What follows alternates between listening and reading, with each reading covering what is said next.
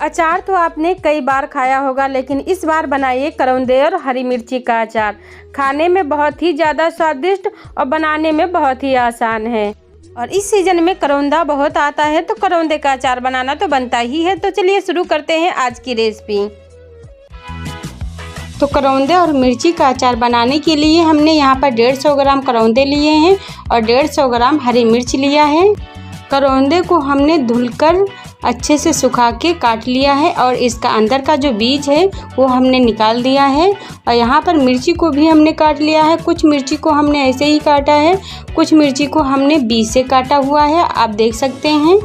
करौंदे और मिर्ची को हमने बराबर मात्रा में लिया है, आप चाहें तो यहाँ पर कम ज़्यादा भी कर सकते हैं। अब अचार में पड़ने वाले मसाले भी देख लेते हैं। तो अचार में डालने के लिए यहाँ पर हमने पीली सरसों लिया है, ये हमने 3 चम्मच सरसों लिया है।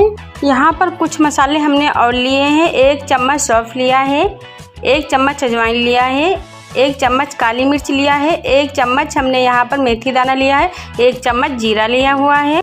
अब इसे हम रोस्ट कर लेंगे। तो चलिए चलते हैं गैस की तरफ। तो गैस के ऊपर हमने पैन रख दिया है। इसमें पहले हम सरसों डालकर थोड़ी सी इसकी नमी सुखा लेने तक इसे हम रोस्ट करेंगे। हमें ज़्यादा रोस्ट नहीं करना है, हल्का सा चटकने तक ही रोस्ट करना है। अगर आपके पास पीली सरसों नहीं है तो आप यहाँ पर काली सरसों भी ले सकते हैं। तो हमारे सरसों चटकने लगे हैं, अब इसे हम निकाल लेंगे एक बाउल में। तो हमने सरसों को एक बाउल में निकाल लिया है और इसमें जो मसाले बचे हैं उन्हें भी रोस्ट कर लेते हैं। तो इन्हें हम एक साथ ही रोस्ट करेंगे, इन्हें भी हम ज़्यादा रोस्ट नहीं करेंगे, हल्की नमी सूखने तक ही रोस्ट करेंगे। मसाले हमें ज़्यादा रोस्ट नहीं करने चाहिए, क्योंकि मसाले जल जाएंगे तो अचार में इनका टेस्ट अच्छा नहीं लगेगा। तो चलिए इन्हें भी हम निकाल लेते हैं। अब मसाले हमारे रोस्ट हो चुके हैं। तो यहाँ पर हमने एक बाउल में तेल लिया हुआ है, 1 कप तेल लिया है, इसे भी हम गरम कर लेंगे। तो इसे हम धुआं निकलने तक गरम करेंगे। तेल से धुआं निकलने लगा है, अब हम गैस को ऑफ कर देंगे और मसाले को ग्राइंड कर लेंगे। तो यहाँ पर हमने मिक्सी का जार ले लिया है। तो यहाँ पर पहले हम सरसों को ग्राइंड करेंगे।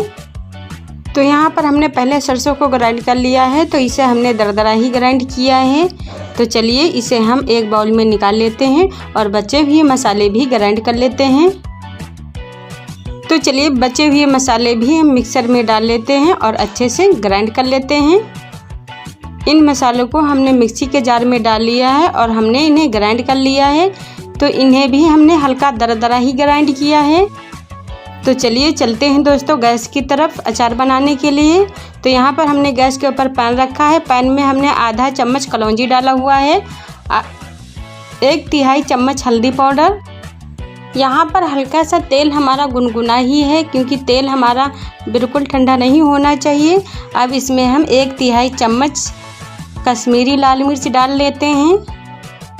अब हम इसमें डालेंगे करौंदे और मिर्ची जो अभी हमने काट कर रखे हुए थे।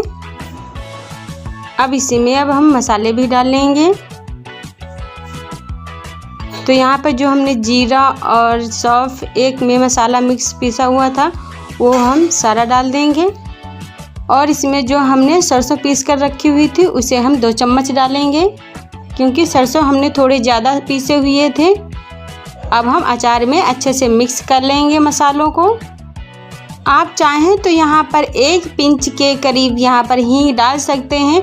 हमने अचार में हींग नहीं डाला हुआ है, क्योंकि मुझे अचार में हींग अच्छा नहीं लगता है। अब हम डालेंगे स्वाद अनुसार नमक। आप चाहें तो यहाँ पर आधा चम्मच लाल नमक ले सकते हैं, हमने यहाँ पर नहीं डाला हुआ है।